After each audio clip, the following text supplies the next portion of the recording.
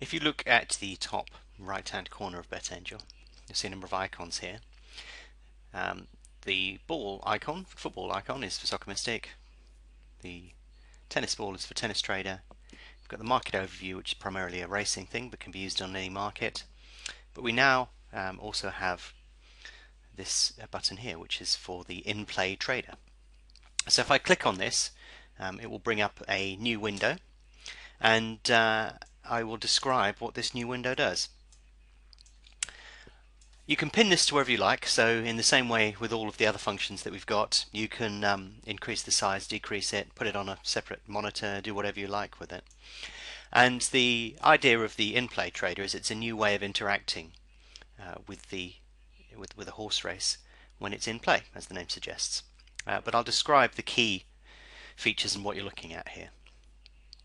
Over here you have the saddle cloth and the name of the horse and obviously the silks. Here you have the finish line, and these are the odds that the horses are trading at the moment in time. You can put this up before the race is in play, and this may give you additional information and insight into the market. But basically you can see that Molly Jones at the moment is trading at 2.68, and this grey bar is measuring the range that the horse is traded in. So you can see here, if we move our mouse down here, it says Molly Jones and says traded at 2.1, and at the moment it's at 2.7, so it's at the top end of its current trading range. And you can see here Red Air, Imelda Mayhem are at the bottom end of their trading range, so is Thirsty Bear, and Princess Banu is out. So basically the market doesn't like Molly Jones and it doesn't like Princess Banu. You can see in the background here the market's getting a bit livelier here at the moment. So basically this is what you're looking at on this screen. Traded range and the current price. Now you can have back odds, or you can switch back odds off, lay odds, so you can switch lay odds off, last traded price, and you can also switch on or off the traded range. Entirely up to you how much information you want to display. At the moment I'll display last traded price. Currently there's no sorting in here, but you can sort by back price, by lay price, by last traded price. But you can also display the graph on a win scale or a tick scale. So you can see the scale just looks slightly different. So I've got it based upon a win percentage scale, which means that to the far right means there's absolutely no chance of the horse winning. It'd be priced at 1,000 to 1 and it's only got a 0.1% chance of winning. And over here it will be priced at 101. So as the odds get shorter, you'll see the horses, the odds move towards the finish line, which obviously makes perfect sense. If you want to align it to, say, a custom column or the one-click screen, so that you can place bets via the one-click screen, you can actually select the row spacing size, and if you select it to 36, that matches the column width, the row width on the one-click screen. But you can make it bigger or smaller depending upon if you want to modify the way that the screen looks or how you interact with the screen. You can also decide to have no labels on there, the current odds label or the current percentage chance of the horse winning. So you can see the number of variables that you can introduce in there. I'm going to use the win percentage label. So those are the key setup features at the top here. Those are the display features. You can obviously make the window bigger or smaller depending upon how many runners there are, or whether you want to focus on just 2 runners, or however you want to do it. And you can pin that to the top of the screen as well. Down here there are other options as well here.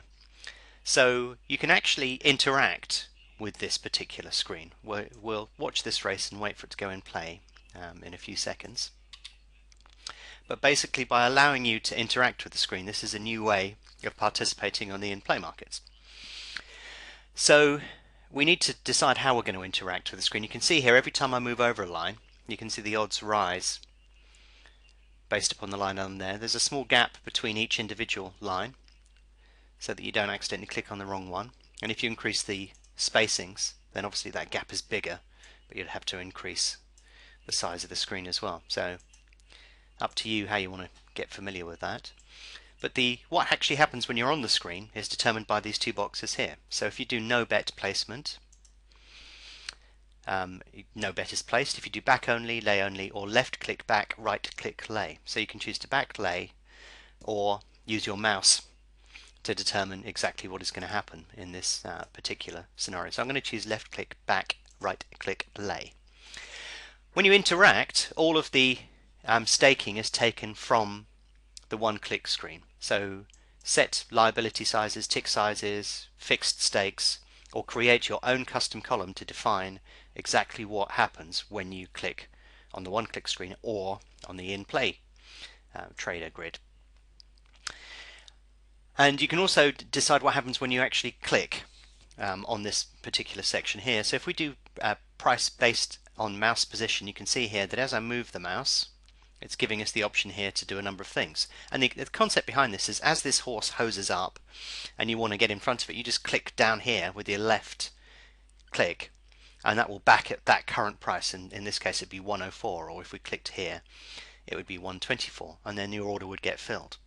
And the idea is that you just point ahead of wherever the horse is, or behind the horse if you're laying, to get it filled at the best available price.